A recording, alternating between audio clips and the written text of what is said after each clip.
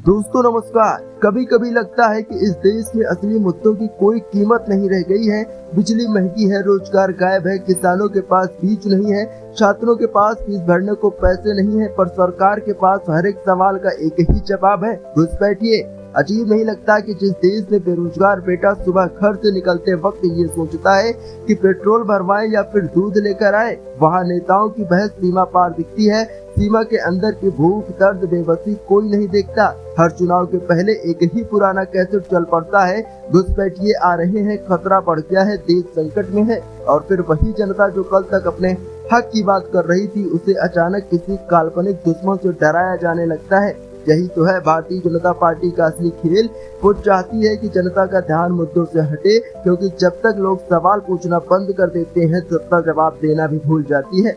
दोस्तों, समाजवादी पार्टी के प्रमुख अखिलेश यादव ने ऐसे पलटवार के साथ सत्ता के गलियारों में सन्नाटा फैला दिया है और जनता में ठहाके गूंज उठे हैं। अखिलेश यादव ने कहा कि हमारे उत्तर प्रदेश में भी घुसपैठिए हैं, मुख्यमंत्री खुद उत्तराखंड से हैं, हम तो चाहते हैं कि उन्हें वापस उनके राज्य भेज दिया जाए। दोस्तों, सोचो जरा, ये कोई गुस्से में दिया गया बयान नहीं था, ये एक तंज था। ऐसा तंज जो सीधे सत्ता के दिल में चुभ गया, क्योंकि पहली बार किसी ने बीजेपी को उसी की भाषा में जवाब दिया है जिसे वो खुद दूसरों को डराने के लिए इस्तेमाल करती है। इसके साथ ही अखिलेश यादव ने कहा कि मुख्यमंत्री जी अकेले नहीं, विचारधारा से भी घुसपैठिए हैं। वो भारतीय जनता पार्टी के मूल सदस्य नहीं थे, किसी और संगठन से आए हैं।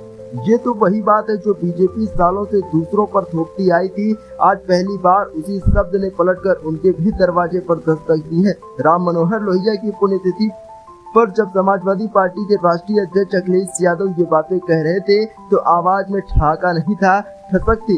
एक ऐसी ठसक जो सच्चाई बोलने वालों की होती है। उन्होंने कहा कि डॉक्टर लोहिया जीवन भर अन्याय और गैर जिम्मेदारी के खिलाफ लड़े, आज हम उसी लड़ाई को फिर से शुरू कर रहे हैं। और देखो, यही तो फर्क है, किसी के पास सत्ता है, किसी के पास जनता की आवाज।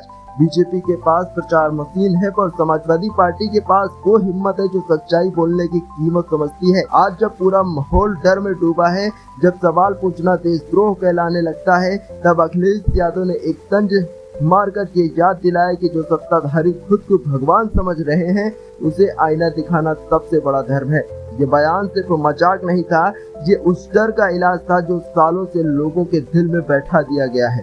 अब जनता हंसते हंसते सवाल पूछ रही है, अब डर नहीं है, तर्क चल रहा है। और जब जनता हंसते हुए सोचने लगती है, तो सत्ता की दीवारें खुद दरकने लगती हैं।